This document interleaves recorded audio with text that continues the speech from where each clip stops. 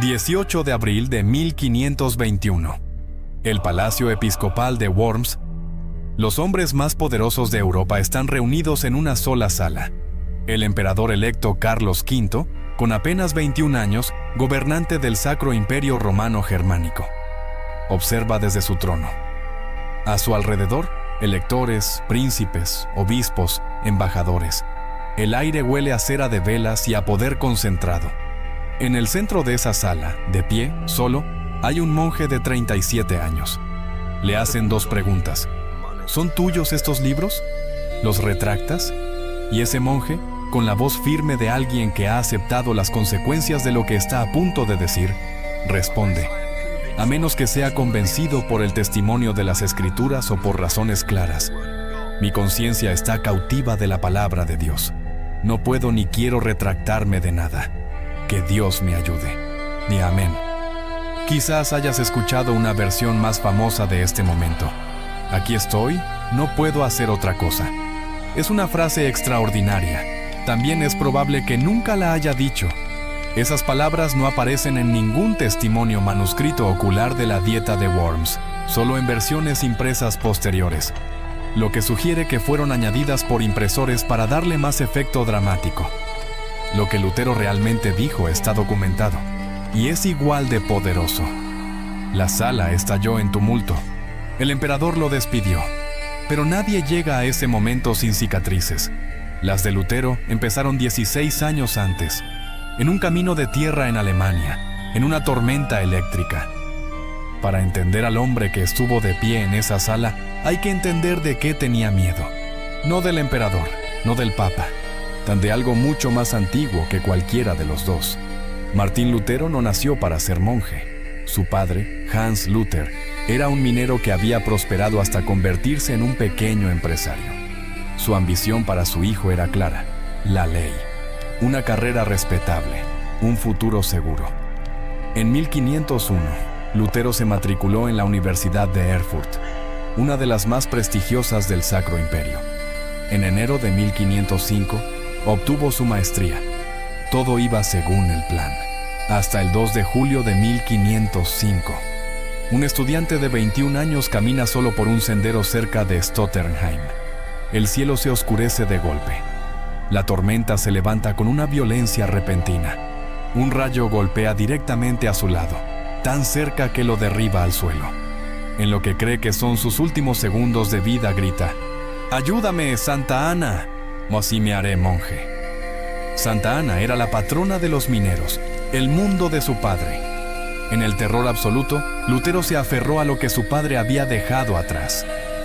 15 días después, abandonó sus estudios de Derecho y entró al monasterio de San Agustín en Erfurt. Su padre estaba furioso. En su primera misa como sacerdote, en 1507, Hans le preguntó amargamente si acaso no había leído el mandamiento que dice: «Honra a tu padre y a tu madre». Pero lo que atormentaba a Lutero no era la furia de su padre, era algo peor. Era Dios. La teología medieval enseñaba que Dios es justo y que exige justicia. Para Lutero, eso significaba una cosa: nunca sería suficientemente bueno. Nunca sería suficientemente justo. Se confesaba durante horas seguidas. Su confesor, agotado, supuestamente le dijo: «Dios no está enojado contigo. Tú estás enojado con Dios». Lutero sufría lo que los teólogos llaman Anfechtungen, ataques de desesperación espiritual tan intensos que lo dejaban incapaz de funcionar. Un hombre consumido por el terror a la condenación. Y entonces, entre 1515 y 1516, mientras preparaba sus lecturas sobre la carta a los romanos, leyó una frase de Pablo sobre la justicia de Dios. Y algo se quebró. No, algo se abrió. Lutero entendió de pronto que esa justicia no era lo que Dios exige del ser humano. Era lo que Dios le regala. La salvación no se gana, se recibe. Sola fide, solo la fe. Lutero escribiría después que en ese momento sintió que nacía de nuevo y que entraba por las puertas abiertas del paraíso. Sus contemporáneos lo describían como un hombre fornido, de ojos oscuros e intensos. Sufría de estreñimiento crónico, cálculos renales, o depresión, dolor físico y psicológico constante. Pero había encontrado su respuesta en un texto, y esa respuesta lo llevó a la guerra. Para octubre de 1517, Lutero era doctor en teología y profesor respetado en la Universidad de Wittenberg. Pero algo lo perturbaba profundamente. En el confesionario, sus feligreses llegaban con papeles en las manos. Les decían que sus pecados ya estaban perdonados. No necesitaban arrepentirse, habían pagado. Esos papeles tenían un nombre: indulgencias. Y para entender por qué llevaron a Lutero al límite, hay que entender el sistema detrás de ellas, y un secreto que el propio Lutero desconocía. La Iglesia Católica había construido a lo largo de siglos una arquitectura económica extraordinaria. El purgatorio, ese espacio intermedio entre la muerte y el cielo donde las almas purgan sus pecados, se convirtió en el centro de un sistema financiero. El Papa, como representante de Cristo en la tierra, podía conceder reducciones en el tiempo de sufrimiento purgatorial, y esas reducciones podían venderse por dinero. Así nacieron las indulgencias, la economía de la salvación. Imagina una plaza pública en una ciudad alemana. Una procesión se acerca. Al frente, la bula papal exhibida sobre tela de oro y terciopelo. Detrás, una cruz de bronce, un cofre para monedas, asistentes uniformados.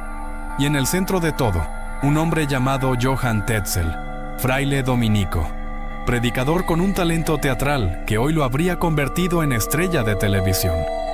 Tetzel desplegaba su espectáculo como un vendedor profesional.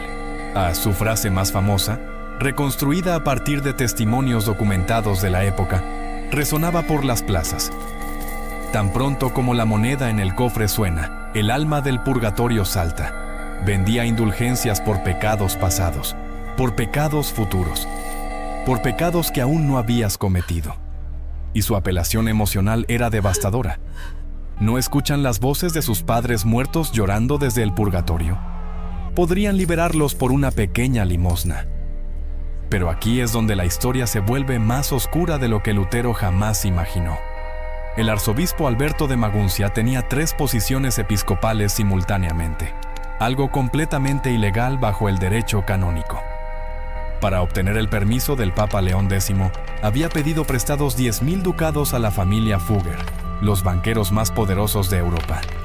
Un solo ducado equivalía aproximadamente a una semana de salario de un artesano cualificado. Eso era una fortuna descomunal, y la campaña de indulgencias fue diseñada específicamente para pagar esa deuda. La mitad del dinero recaudado iba directamente a Roma para financiar la construcción de la Basílica de San Pedro. La otra mitad iba al arzobispo Alberto para devolvérsela a los Fugger. Un contrato bancario, un esquema de cobro de deudas vestido con ropas de salvación. Lutero no sabía nada de este arreglo cuando escribió las 95 tesis. Creía que estaba combatiendo corrupción teológica. En realidad, estaba combatiendo un contrato financiero. La Reforma Protestante comenzó, en su raíz más profunda, como un conflicto de cobro de deudas.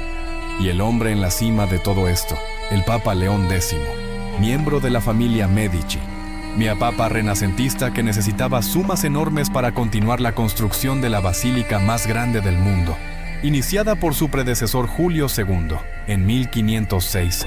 Se le atribuye haber dicho al ser elegido: Dios nos ha dado el papado, gocémoslo. Es una cita ampliamente repetida pero de fuente disputada por los historiadores. Sin embargo, el espíritu que captura no lo es. Mientras tanto, los feligreses de Lutero llegaban al confesionario con sus certificados de indulgencia, convencidos de que sus pecados estaban preperdonados. Para Lutero, esto no era una irritación menor, era una catástrofe. Estas personas creían que no necesitaban arrepentirse genuinamente. Habían pagado. Mas la paz que Lutero había encontrado en la fe auténtica, esa transformación interior que lo había salvado de la desesperación, estaba siendo vendida en una plaza pública por un predicador ambulante con talento para el espectáculo. Y hay un detalle más. El propio protector de Lutero, un príncipe llamado Federico el Sabio, elector de Sajonia, poseía más de 19.000 reliquias sagradas. Las indulgencias asociadas a contemplarlas estaban calculadas para reducir el tiempo en el purgatorio en exactamente 1.900.000 2000, 200, 2 años y 270 días. Lutero estaba atacando el sistema del que se beneficiaba la persona que, sin saberlo él, terminaría protegiéndolo. La noche del 31 de octubre de 1517, víspera de Todos los Santos, Martín Lutero se sentó y escribió un documento, y lo dirigió al arzobispo Alberto de Maguncia. Lo enmarcó como una invitación al debate académico. No tenía la menor idea de que estaba escribiendo la mecha que incendiaría Europa. La fecha no fue una coincidencia. Al día siguiente, Federico el Sabio exhibiría su inmensa colección de reliquias. Peregrinos de toda la región llegarían a Wittenberg para ganar indulgencias. Lutero envió su desafío el día antes del evento. Lo que realmente hizo fue enviar una carta. La apertura de esa carta revela todo sobre el estado mental de Lutero en ese momento. Perdone que yo, la escoria de la humanidad, tenga la temeridad de dirigirle una carta a Su Alteza. El Señor Jesucristo es mi testigo de que he dudado mucho tiempo. Esto no suena como un revolucionario. Suena como un monje aterrorizado escribiéndole a un príncipe de la iglesia. ¿Y el famoso martillo clavando las tesis en la puerta de la iglesia? Esa historia fue escrita por primera vez por Philip Melanchthon, después de la muerte de Lutero. El propio Lutero nunca la describió así en sus extensos escritos. Si colgó físicamente las tesis en la puerta, práctica académica habitual de la época para convocar debates, es algo que los historiadores todavía debaten. El dramático golpe de martillo escuchado en todo el mundo. Probablemente leyenda, pero no importa, porque lo que pasó después fue más dramático que cualquier martillo. ¿Qué decían exactamente esas 95 tesis? La primera condensaba el argumento completo en una sola oración. Cuando nuestro Señor y Maestro Jesucristo dijo, arrepiéntanse, quiso que toda la vida de los creyentes fuera de arrepentimiento. Traducción, no puedes comprar tu salida del pecado. Y luego estaba la tesis 86, la más explosiva políticamente. ¿Por qué el Papa, cuya riqueza hoy es mayor que la del más rico Craso, construye la Basílica de San Pedro con el dinero de los pobres creyentes, en lugar de con su propio dinero? Eso ya no es un debate académico, es una acusación directa, y aquí es donde la historia se convierte en algo completamente moderno. El documento fue escrito en latín para eruditos. Luego alguien, no Lutero, lo tradujo al alemán y lo llevó a una imprenta. La imprenta de tipos móviles llevaba 77 años operando desde la invención de Gutenberg. Solo Alemania tenía más de 60 talleres de impresión en 1517. La infraestructura estaba lista. Solo necesitaba contenido. En 2 semanas las tesis se habían difundido por toda Alemania. En 2 meses, por toda Europa. Lutero escribiría después, asombrado, que las había redactado para eruditos, en latín. En cambio, en 14 días habían recorrido toda Alemania. La traducción alemana fue reimpresa 24 veces y traducida a al menos otros 2 idiomas en solo 2 años. Los números son asombrosos. Entre 1518 y 1525, Lutero publicó obras que en conjunto vendieron aproximadamente 300.000 copias, cuando una obra académica típica se imprimía en tiradas de 200 o 300 ejemplares. Puy era personalmente responsable de 1/3 de todos los libros publicados en alemán durante esos años. Por cualquier medida, fue la primera superestrella de los medios de comunicación en la historia. La imprenta había creado, sin que nadie lo planeara, la primera red de distribución masiva de ideas. Le daba a una sola persona la capacidad de saltarse todos los guardianes institucionales y hablar directamente a una audiencia de miles. Martín Lutero fue la primera persona en la historia en explotar ese poder hasta sus últimas consecuencias, y su reacción ante su propia fama fue de shock. No había pretendido provocar una revuelta popular. En 1518, todavía le escribía al Papa León X en los términos de un monje dirigiéndose a su superior eclesiástico. La ruptura no era inevitable en ese momento. Sería la respuesta de la Iglesia la que la haría inevitable. Roma no se tomó bien la situación. En octubre de 1518, el cardenal Cayetano, legado papal, exigió que Lutero se retractara en la ciudad de Augsburgo. Lutero se negó. Huyó de Augsburgo de noche antes de que pudieran arrestarlo. Fue su primer encuentro con el peligro físico real. Pero el momento que selló su destino llegó en el verano de 1519, en el debate de Leipzig. El teólogo Johann Eck, brillante, agresivo, leal a Roma, maniobró a Lutero hacia una esquina de la que no podría salir. Lo forzó a admitir que sus posiciones coincidían con las de Jan Hus, el reformador checo quemado en la hoguera por el Concilio de Constanza en 1415. Y luego lanzó la trampa. Si Hus fue condenado injustamente, ¿no significaba eso que el propio concilio se había equivocado? Lutero vaciló y dijo que sí. Con esas dos palabras cayó el último muro de contención. Hasta ese momento había cuestionado al Papa. Ahora rechazaba también la autoridad de los concilios. Estaba solo contra toda la estructura institucional del cristianismo occidental. Eck había planeado exactamente ese resultado. Funcionó, pero no como Roma esperaba. En lugar de silenciar a Lutero, lo radicalizó. Y mientras la maquinaria eclesiástica se cerraba sobre él, un hombre lo protegía desde las sombras. Federico el Sabio, elector de Sajonia, quien, de manera extraordinaria, nunca conoció a Lutero en persona. Nunca se reunieron. Federico protegía a Lutero por razones políticas complejas, orgullo en su universidad, rivalidad con los Habsburgo, sin jamás declararse públicamente protestante. Era el mismo hombre cuya colosal colección de reliquias, supuestos fragmentos de la Vera Cruz, leche de la Virgen María, paja del pesebre de Belén, una espina de la corona de espinas, generaba las indulgencias que Lutero condenaba.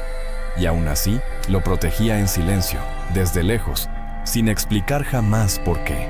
El 15 de junio de 1520, el Papa León X emitió la bula Exsurge Domine, condenando 41 proposiciones de los escritos de Lutero. Le daba 60 días para retractarse o enfrentar la excomunión. Los 60 días se agotaron, y el 10 de diciembre de 1520, Lutero respondió. Lideró una procesión de estudiantes y profesores hasta la puerta de Elster, fuera de las murallas de Wittenberg. Una hoguera ardía. Lutero arrojó a las llamas volúmenes de derecho canónico católico, y luego, con sus propias manos, no arrojó la bula papal al fuego. Sus palabras mientras el pergamino se consumía: porque has corrompido la verdad de Dios. Que el Señor te destruya en este fuego hoy. Esto ya no era un debate académico.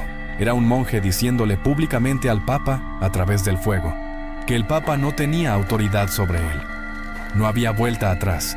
El 3 de enero de 1521, Lutero fue formalmente excomulgado.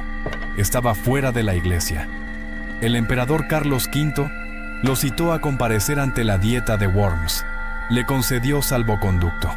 Pero todo el mundo en 1521 recordaba algo. Jan Hus también recibió salvoconducto al Concilio de Constanza en 1414. Y fue ejecutado de todas formas. Lutero lo sabía. Caminó hacia Worms de todos modos. Regresemos a esa sala, el Palacio Episcopal de Worms, 17 de abril de 1521, la primera comparecencia. A él le mostraron una mesa apilada con copias de sus libros. Las dos preguntas: ¿son tuyos? ¿Los retractas? Y Lutero, excepcionalmente, pidió un día para pensar.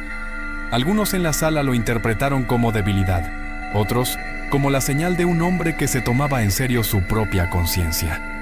Al día siguiente, el 18 de abril, regresó.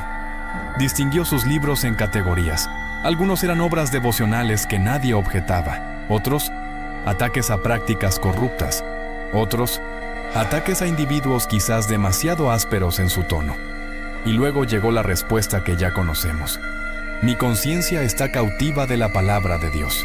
No puedo ni quiero retractarme de nada. Que Dios me ayude. Amén. Esa noche, en una carta a sus amigos, Lutero escribió con euforia: he pasado a través. A la mañana siguiente, el 19 de abril, y Carlos V redactó personalmente su respuesta. Un solo fraile que va contra todo el cristianismo por 1000 años debe estar equivocado. Por tanto, estoy resuelto a empeñar mis tierras, mis amigos, mi cuerpo, mi sangre, mi vida y mi alma para detener esto. Pero, y este detalle importa, Carlos concedió a Lutero su salvoconducto de regreso. El hombre que acababa de ser condenado como hereje y declarado proscrito del imperio, salió caminando libre de Worms. Libre por 4 días. El 4 de mayo de 1521, un camino forestal entre Worms y Wittenberg. Jinetes enmascarados surgieron de entre los árboles. Lutero fue tomado por la fuerza, subido a un caballo y arrastrado hacia la oscuridad. Todo había sido orquestado por Federico el Sabio. Lutero fue llevado al castillo de Warburg, en lo alto de una colina boscosa. Se dejó crecer la barba, ni adoptó una identidad falsa. Junker York, el caballero Jorge. Europa entera se preguntó si estaba vivo o muerto. El artista Alberto Durero escribió en su diario, angustiado: ¿vive todavía Lutero o lo han asesinado? Oh Dios, si Lutero ha muerto, ¿quién nos explicará en adelante el Santo Evangelio? Y allí, solo en un castillo, disfrazado, deprimido, luchando contra los demonios de sus Anfechtungen que volvieron con fuerza, Martín Lutero hizo algo que cambiaría el mundo tanto como cualquier desafío a un emperador. En aproximadamente 11 semanas, tradujo todo el Nuevo Testamento al alemán desde el texto original en griego. Su método era revolucionario. Él mismo lo describió así: hay que preguntarle a la madre en el hogar, a los niños en la calle, al hombre común en el mercado sobre esto, y mirarles en la boca para ver cómo hablan y después hacer la traducción. Visitó carniceros para preguntarles cómo describían los animales de sacrificio. Se paró en mercados escuchando cómo hablaba la gente común. Quería que cualquier persona, no solo los sacerdotes, no solo los eruditos, pudiera leer la palabra de Dios en su propia lengua. El Testamento de septiembre de 1522 agotó toda su primera tirada en semanas. Para 1525, se habían impreso más de 100.000 copias, en una era en que la mayoría de los europeos eran analfabetos. La Biblia completa, Antiguo y Nuevo Testamentos, apareció en 1534, con más de 1.400 grabados en madera del artista Lucas Cranach el Viejo. Y aquí está el legado que pocos conocen. La Biblia alemana de Lutero es para el idioma alemán lo que Shakespeare es para el inglés. Antes de Lutero, no existía un único alemán, solo cientos de dialectos fragmentados. Lutero estandarizó el alemán escrito. Cada germanoparlante de hoy habla una lengua moldeada por las decisiones de traducción de un monje fugitivo encerrado en un castillo. Lutero había roto el mundo. Ahora tenía que vivir entre los pedazos, y lo que hizo con ellos revelaría toda la complejidad del hombre que lo empezó todo. El libertador, y la sombra que proyectó. En 1524, campesinos de toda Alemania se levantaron en armas, citando parcialmente la retórica de Lutero sobre la libertad cristiana y la autoridad de las escrituras sobre la tradición. Lutero inicialmente mostró cierta simpatía. Luego publicó un panfleto titulado «Contra las hordas asesinas y ladronas de los campesinos», exhortando a los nobles a usar la fuerza para restablecer el orden. Aproximadamente 100.000 campesinos perdieron la vida en la represión que siguió, la mayor revuelta popular de la historia europea antes de la Revolución Francesa. El hombre que había defendido la conciencia individual contra el poder institucional le dijo a los más pobres que se quedaran en su lugar. Su reputación entre la gente común nunca se recuperó completamente. El 13 de junio de 1525, Lutero se casó con Catarina von Bora, una exmonja que había escapado de su convento escondida en el carro de un comerciante entre barriles de arenque, junto con otras 11 monjas inspiradas por los escritos de Lutero. Él tenía 41 años, ella 26. Tuvieron 6 hijos. Lutero diría después: «No daría a mi cate por Francia y Venecia juntas». Al casarse con una monja, hizo la declaración simbólica más poderosa posible. Estaba aboliendo el celibato clerical con su propio cuerpo y creando el modelo de la familia pastoral protestante que perdura hasta hoy. Pero hay algo más, algo que es necesario decir. En 1523, Lutero escribió con relativa simpatía sobre los judíos, argumentando que habían rechazado el cristianismo porque la Iglesia lo había presentado de forma corrupta.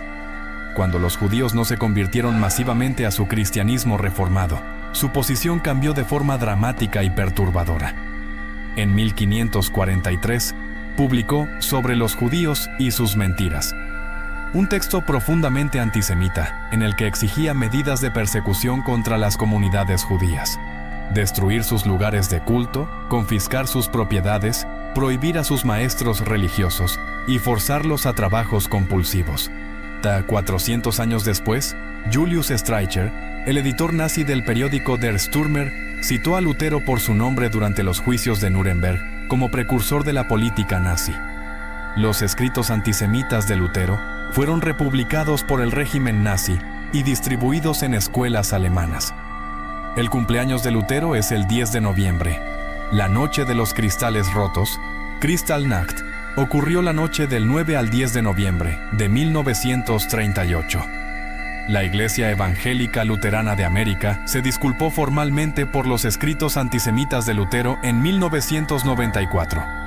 El mismo hombre que declaró que la conciencia individual es la autoridad moral suprema usó esa misma autoridad para exigir la persecución de quienes no estaban de acuerdo con él.